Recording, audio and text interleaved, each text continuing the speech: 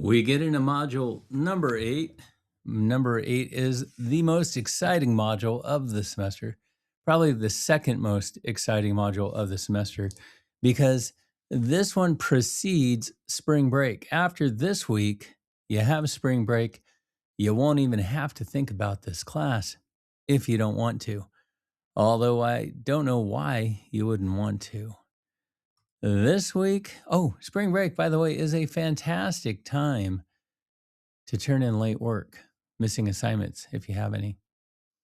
We start out this week with M-8, primary source, non-moral evil, and the free will defense. This is by Kenneth Boyce. This is the last primary source for essay number 2. Best thing you can do before you even get into reading this is to look up a couple of terms. I would look up theodicy, Theodicy, and Plantinga's defense. You'll see these both within the essay, although Boyce does give some background information on it. I think if you have a little more to that, it will make a lot more sense to you, especially on first reading. You'll save yourself at least 2 readings of this document. Moving on, we have a discussion of non-moral evil and the free will defense. People have been doing a fantastic job on the discussions by and large. There have been a couple of people who have given minimal responses in their first post. They've been getting minimal points for their initial posts.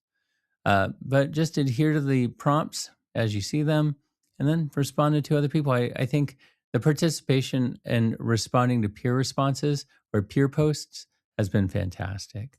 So keep that up. Essay number 2 is assigned this week. Again, next week is spring break. So you have 2 weeks to get this down before you have to turn in a rough draft on March 23rd. So review the essay prompt, make sure that you understand it, pretty much understand exactly how I work. We're going to leverage the primary sources. You're going to have to utilize one of them as the backbone, giving a summary. And then there's a couple of options you can choose, but you also have the latitude to approach this in the way that you want. I do have some explicit ideas to stay away from, though. So please read the prompt, understand the prompt. If you have questions, let's discuss it. Then we have M-8 OER on fallacy. I think it's important to be able to recognize fallacy. I don't necessarily quiz you on fallacies. I'm not asking you to remember them and then just hold them up like a penalty card anytime anybody employs one. I believe that's a straw man fallacy.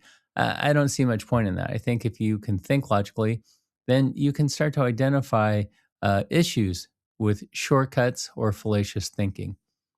We have M-8 reading assignment for the critical thinking number 2 check-in. Again, the critical thinking check-ins are where I'm explicitly looking at different student learning outcomes that kind of weren't explicit, things that might have fallen into the gaps of the material that I've chosen. So I'm coming back and making sure that we hit all of those. So we do have a critical thinking check-in. This one is worth 100 points. All right, and that is it. This is our gateway. Once we get through this gateway, we are on spring break, and I won't have to see you for a week, or you won't have to see me for a week. How about that? All right, if you have any questions, please don't hesitate to stop by the office hour or send me an email. Thanks.